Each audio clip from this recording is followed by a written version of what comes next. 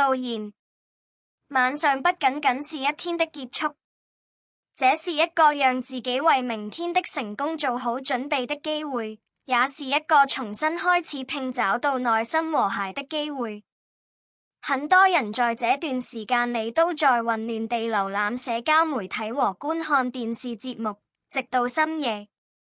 但如果你換一種方式利用晚上的時間呢？今天我將告訴你7個重要的行動，它們將幫助你讓晚上變得高效而有用。它們不僅能幫你放鬆，還能讓你更有條理、更自信、更快樂。排除外界干擾。在現代社會，我們的注意力總是分散的。手機、電腦、電視、社交媒體，所有這些都會產生無窮無盡的信息流，消耗我們的大腦。如果我們不控制這些信息流，它就會控制我們。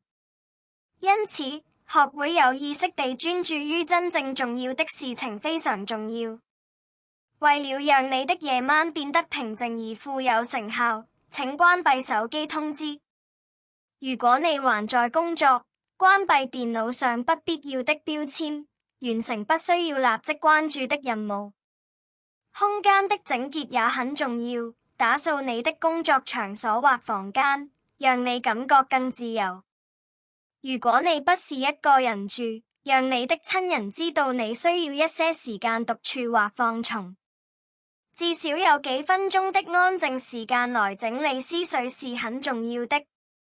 減少干擾意味著有更多機會進行真正的休息和自我發展。參加體育鍛鍊。我們的身體反映了我們的生活方式。如果我們整天坐着，就會影響我們的健康、情緒甚至精力水平。晚上進行體育鍛鍊並不意味着要在健身房進行艱苦的鍛鍊，它可以是輕微的熱身運動、瑜伽或散步。即使是10至15分鐘的積極運動，也有助於緩解緊張，促進血液循環，為身體休息做好準備。如果你感到疲倦，可以嘗試簡單的伸展運動來緩解肌肉緊張，幫助你放鬆。體育鍛鍊是保持健康和心理平衡的最佳方法之一。總結一天，每天都有新的經歷、挑戰和成就。我們常常沉浸在日常工作中，而沒有意識到自己已經取得了多少成就。晚上是回顧和認識一天所發生事情的最佳時機。花5至10分鐘總結一下自己的一天，想想今天哪些事情進展順利，哪些時刻很特別，哪些事情你做得很好，哪些事情你可以改進。把這些想法寫在日記裡，或者大聲說出來。匯報有助於你認識到自己的成就，看到自己的進步，避免睡前焦慮的想法。與內心世界溝通，重要的是不僅要分析一天中發生的事情，還要找時間與自己進行更深入的溝通。我們常常為了追求結果而生活，卻忘記了自己的內心世界。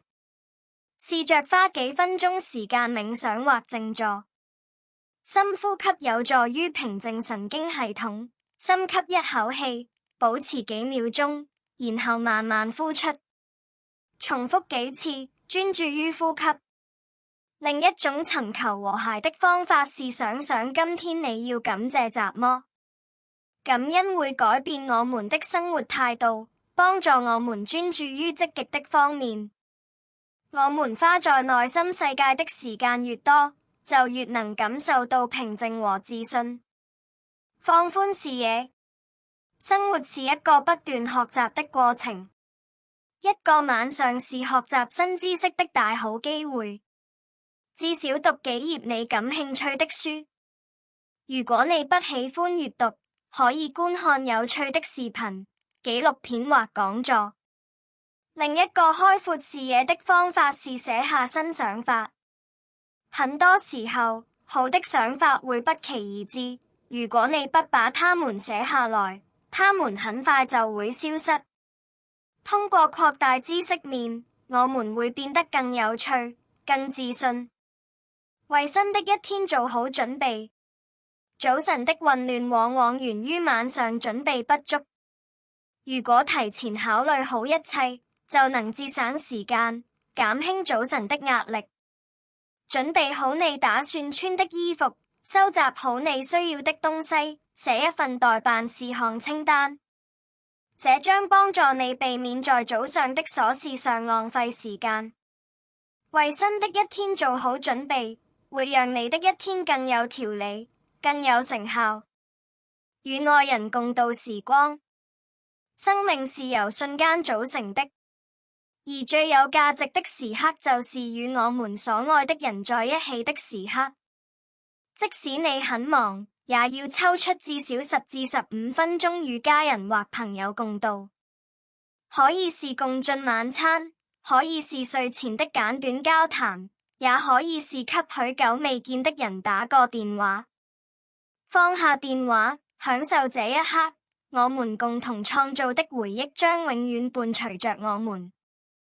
結論：要讓你的夜晚真正有意義，你只需要做幾件簡單的事情：關掉干擾，照顧好自己的身體，反思你的一天，用良好的習慣來充實你的夜晚，花時間陪伴你的家人。